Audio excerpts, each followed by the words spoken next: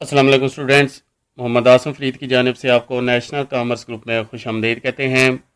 Students, आज हम business statistics में chapter measure of central tendency को डिस्कस करने जा रहे हैं। टॉपिक जो हम इस वीडियो में डिस्कस करेंगे वो है graphic relation between mean, median and mod. तो हम इस लेक्चर में देखेंगे कि मीन का, मीडियन का, मोड का जो आपस में रिलेशन है, अगर हम उसको ग्राफ में ज़ाहिर करें तो वो ग्राफ कौन कौन से बन सकते हैं। बढ़ते हैं अपने लेक्चर की जानिब और देखते हैं हमारा लेक्चर क्या कहता है।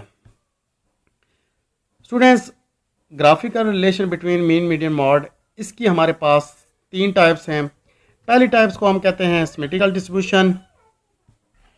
दूसरी हमारे पास टाइप है, उसको हम कह सकते हैं पॉजिटिव स्क्यूड है, और तीसरी हमारे पास है नेगेटिव स्क्यूड। उसके बाद स्टूडेंट्स हम देख लेते हैं इसकी थोड़ी थोड़ी एक्सप्लेनेशन। कहता है सिमेट्रिकल डिस्ट्रीब्यूशन, ये जो पहली वाली डिस्ट्रीब्यूशन है, symmetrical distribution mean is equal to median is equal to mod.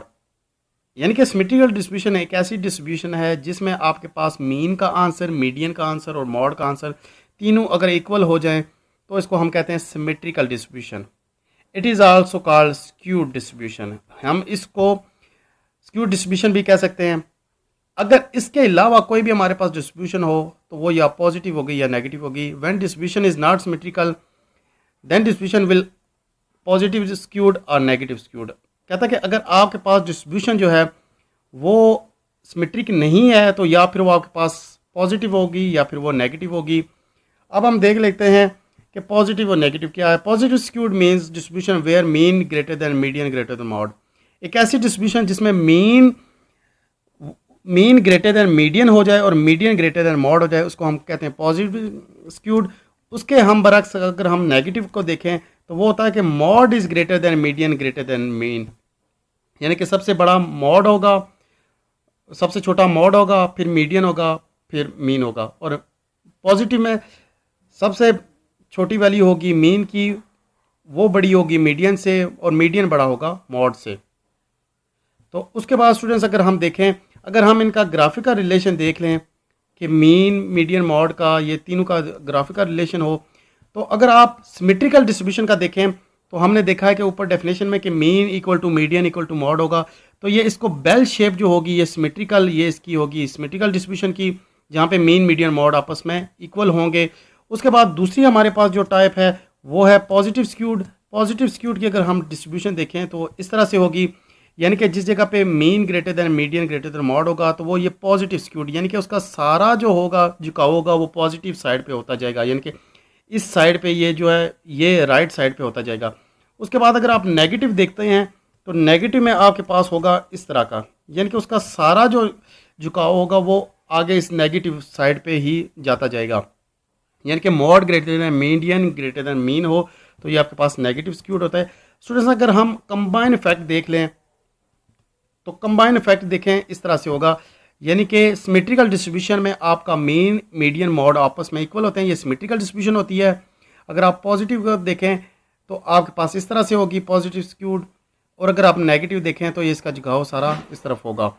उसके बाद स्टूडेंट्स अगर आपसे ये मॉडरेटली स्क्यूड भी की अगर वो नंबरिंग पूछ ले, फार्मूला पूछ ले, तो मॉडरेटली स्क्यूड का फार्मूला होता है mode is equal to 3 median minus 2 mean. Mode is equal to 3 median minus 2 mean. यानी कि अगर आपको दो चीज़ों का डेटा दे दे, तीसरी चीज़ आपको कहे कि खुद फाइंड करें और डिस्ट्रीब्यूशन भी मांगे तो आप ये कर सकते हैं। अब हमारे पास क्वेश्चन है, if mean is 14.01 and median is 14.1 find mod and distribution. कहता है अगर आपके पास मीन की वैल्यू है 14.01, मीडियन की वैल्यू है आपके पास 14.1, कहता है मॉड भी फाइंड करें और आप बताएं कि आपके पास जो डिस्ट्रीब्यूशन निकलेगी वो कौन सी होगी। हमारे पास फॉर्मूला है mode equal to 3 median minus 2 mean, और डेटा जो है हमारे पास मीडियन का है 14.1, तो हमने मॉड इक्वल टू 3 मीडियन की जगह हमने 14.1 ये वाला पुट कर दिया। उसके बाद मीन की जगह हमने 14.01 ये वाला पुट कर दिया। 14.1 को आप 3 से मल्टीप्लाई करें, 14.01 को 2 से मल्टीप्लाई करें, आपके पास वैल्यू आ जाएगी 42.3 और माइनस 28.02, यानी कि 14.01 को आपने 2 से मल्टीप्लाई किया 28.02, 14.1 को आपने 3 से मल्टीप्लाई किया तो 14.3, माइनस करें आपके पास वैल्यू आ जाएगी 14.28। तो स्टूडेंट्स हम ये कह सकते हैं कि मीन की वैल्यू हमारे पास 14.01 थी, मीडियन की 14.1 थी और मॉड की आपके पास 14.28, यानी कि मीन की वैल्यू सबसे छोटी है, मीडियन की उससे बड़ी है और मॉड की उससे बड़ी है। हम कह सकते हैं mod is greater than median and median is greater than mean, यानी कि मॉड सबसे बड़ा है, मीडियन उससे छोटा है, मीन सबसे छोटा है।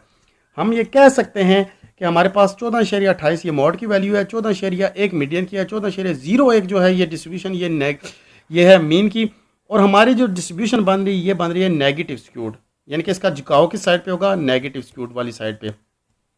इसके बाद स्टूडेंट्स हम एक और क्वेश्चन देख लेते हैं। क्वेश्चन नंबर 2 हमारा कहता है कि आप क्या करें, अगर आपके पास मीन की वैल्यू है 14.28, मीडियन की वैल्यू है 14.1, आप मॉड भी फाइंड करें और डिस्ट्रीब्यूशन भी फाइंड करें, तो हम ये कह सकते हैं हमारे पास फार्मूला है mode equal to 3 median minus 2 mean.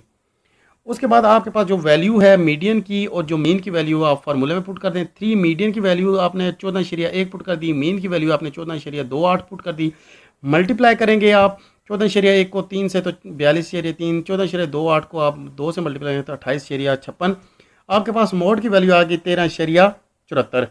Mean की वैल्यू आपके पास 14.28 सबसे बड़ी वैल्यू थी, मीडियन की उससे छोटी थी 14.1 और मॉड की आपके पास 13.74, यानी कि हम कह सकते हैं कि मीन की वैल्यू सबसे बड़ी है, मीन ग्रेटर देन मीडियन और मीडियन ग्रेटर देन मॉड।